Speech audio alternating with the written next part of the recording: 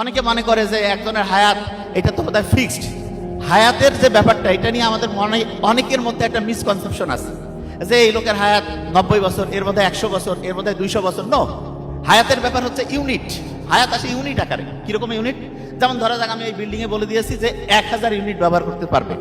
কেউ যদি খালি এসি চালায়, দ্রুত ইউনিট শেষ, তাড়াতাড়ি সে হচ্ছে যে দেখা যাবে ইউনিট খরচ হয়ে গেছে। কেউ যদি বলে যে আমি এনার্জি সেভিং বাল্ব ব্যবহার করবো, আস্তে আস্তে আস্তে আস্তে ইউনিট খরচ হবে, তখন দেখা যাবে অনেক লম্বা সময় পর্যন্ত সে আলো দিতে থাকবে এবং সে বেশি পরিমাণ সময় ইনশাআল্লাহ আল্লাহর রহমতে সার্ভিস পাবে। তেমনি করে আমাদের যে আয়ুটা, এইটা আমি কত দ্রুত খরচ করব নাকি কত ধীর স্থির ভাবে খরচ করব, এইটার কিছু বুদ্ধি আল্লাহ দিয়েছে। কিরকম?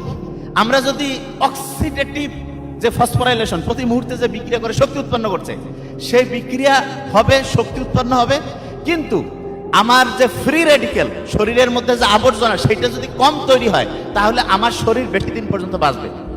যেমন আমার শ্রদ্ধেয় যে আপনাদের প্রতিষ্ঠানের যিনি কর্ণধার, উনি জানবেন একটা জিনিস আছে, ওনারা যখন প্রতিষ্ঠান চালায় ইটিপি বলে একটা জিনিস আছে, ইফ্লুয়েন্ট ট্রিটমেন্ট প্লান্ট, আমার মনে হয় উনি জানেন।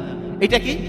একটা কারখানা তৈরি করলে সেই কারখানার যে বর্জ্য যাতে সরাসরি পরিবেশের মধ্যে দিয়ে ক্ষতির কারণ না হয়, এই জন্য একটা প্লান্ট তৈরি করা, যাতে করে পরিবেশের ক্ষতিটা কম হয়। ঠিক তেমনি করে আপনার শরীরে প্রতি মুহূর্তে শক্তি উৎপন্ন হবে, কিন্তু ক্ষতির পরিমাণ যাতে কম হয়, এইটার জন্য কিছু কায়দা কানুন আছে।